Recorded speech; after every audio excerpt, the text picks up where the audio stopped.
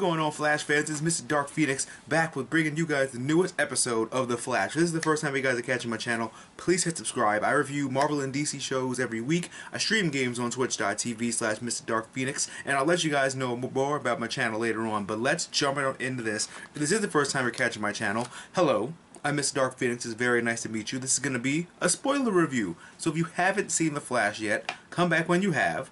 And if you have seen it, let's jump on into the newest episode of The Flash. The once and future Flash. Wasn't enough you fucked the timeline, now you gotta fuck up the future too. The Killer Frost horror story. This is a great way to begin this episode. Just ice cocoon, and then you're all just like, hello boys, you're as cold as ice, you're willing to sacrifice our love, and I'm like, oh shit, somebody about to get ice shanked like Sub-Zero in Mortal Kombat 10. I found the funniest part is when they were all hiding in the room and Cisco and HR singing Swing Low, Sweet Chariot, and she just opens the door and she's like, yeah, hi, I still work here. So this is still a thing. And I was like, well, you guys are screwed. Anything else? A room full of two geniuses and an idiot. And this is the best that you can come up with.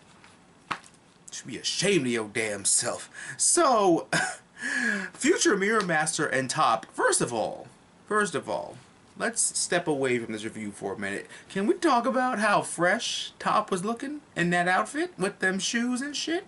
And that outfit? She needs to wear that in the past because that looked pretty damn good. Mirror Master looked fly as fuck too. So, they were the best dressed people in this episode, I feel like. So, I just gotta give it up to them because kudos. You looked great.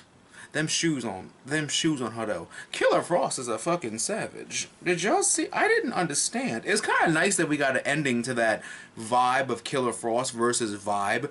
But what we didn't see was the fact that Cisco's got weird Terminator hands. Because Killer Frost literally froze them and broke them into oblivion. I think we have a brand new scale of what to use when someone asks if you had a bad day. At first, you'd be like on a scale of 1 to Ra's al Ghul, and then you'd be like a scale of 1 to Zoom. Now it's a scale of 1 to Future Killer Frost, where she takes your hands away.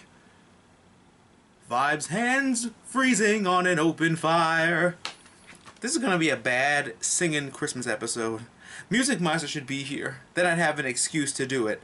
Wally's a vegetable. A broken spine having vegetable. I love Wally. I do. Y'all know that. People know that more than others. But at the same time, I feel like if they didn't really utilize his character enough for him to physically be there. You know? I mean, they said, you know, in his rage, you know, he went to go fight Savitar, got his ass handed to him, broke his spine, and now he was so traumatized by God knows what. They didn't even explain that. Like, I kind of want them to go back to that. I kind of get if they didn't want to do it, because it would be a big spoiler as to who Savitar really is. But at the same time, I feel like they could have just mentioned Wally in passing. They literally just showed him sitting down with like a traumatized look on his face. And I'm like, okay. We didn't really need to see him then, if that was the case. We could have just heard about that through the grapevine. The Speed Force. Whatever. I don't care where. But, I don't know. I just feel like Wally was really underutilized in the future. So, just felt like they could have done that. They did Mirror World. Pretty much he can manipulate, you know, the dimensions and stuff with like his mirror powers. I'm pretty sure I'm phrasing that wrong, but you guys know. You guys understand. So him combined with Top is really OP because she's all like fucking with you and you're like fucking with the other person and you're just like, let me just curve this building on you. And I'm like, oh shit. Is he about to be like, woo, a penny? Like, an emo Flash? Yeah, I was gonna bring that up. I mean, Flash looked like he sang for My Chemical Romance back in the 90s when I was in high school. 2000s? 2000s? Yeah. But although I'm not gonna lie, I would have befriended him in whatever universe, whatever, you know? Long black hair. I'd have been like, yep, you're my friend, alright. So, that was fine. We gotta look at the new suit. The only information that we got is that Killer Frost knows who Savitar is, and that was confirmed by the end of this episode. And he was like, tell me who he is, and she was like, you gonna get the cold shoulder.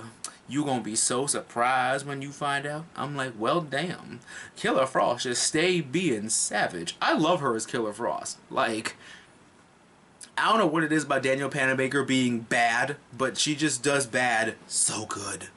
And I freaking love her as Killer Frost. Like, I'm not sure what route they're gonna go with her character, because in the comics she's like a villain or an anti-hero, or now she's part of the Justice League, Killer Frost. So they have so many avenues to go, but let her be bad for a little bit, you know? And next week she's gonna make herself an ice dagger. So, oh my god, Killer Frost gonna be a White Walker. Well, we're fucked. Winter is coming. And now we have a Speed Force bomb that somebody invents 4 years after Iris dies. So if that's not a troll, I don't know what is. Because I find that shit funny. I kind of want Iris to die, though. I'm sorry. I'm not sorry. I do. Kind of want Iris to die. Kind of tired of her character. I miss Patty. I miss Patty so much. I want him to. I want Patty back on the show. Patty with the fatty, everybody. And Savitar's identity is apparently so traumatizing that Killer Frost just listens like right off the bat. So I think we find out who he is next week, which is, I'm kind of getting tired of wondering, you know, and we're pretty close to the wire now. All of the shows have like 5 episodes left, and I don't think they're taking any more breaks. So there's going to be like 5 more episodes, like straight, until, you know, their respective season finales. At least when Arrow revealed who Prometheus was, it was like, you know, they revealed who he was and they let it simmer, then they went on their break so we can process it all. The Flash is like, hey, let's go on a break, and you still don't know, and we come back and you still don't know. Hopefully next week we'll know by now, because now it looks like fucking Ronnie or her dad might be Savitar. I'm upset. I want it to be Red Herring. If you get that reference, like this video and comment down below, because that was a fun reference to make. But what did you guys think about The Flash? Who do you guys still think Savitar is? Comment down below and let me know. Don't forget, we still have Agents of S.H.I.E.L.D. for tonight and Arrow for tomorrow, but if you haven't already, please hit that subscribe button, because I review Game of Thrones, Gotham, Lucifer, Supergirl, The Flash, Legends of Tomorrow, Agents of S.H.I.E.L.D., Arrow, and Legion. I stream games on twitch.tv/MrDarkPhoenix, and if you want to support the channel in a higher way, I have a Game Wisp, which is all linked down here with my Facebook and my Twitch and my YouTube and my Facebook and my Twitter for updates and nerdy ramblings and all that. But don't forget that no matter what, I love you guys so much. Thank you all so much for your likes and your comments and your subscribes and shares. They all mean the world to me, just as much as all of you awesome and beautiful nerds are. And in case you haven't already, don't forget to give me a big thumbs up, comment, rate, subscribe to their awesome nerdy friends, and always remember that through good times and bad times, I'm geek out and enjoy your lives, and I'll catch you guys next time for another great video.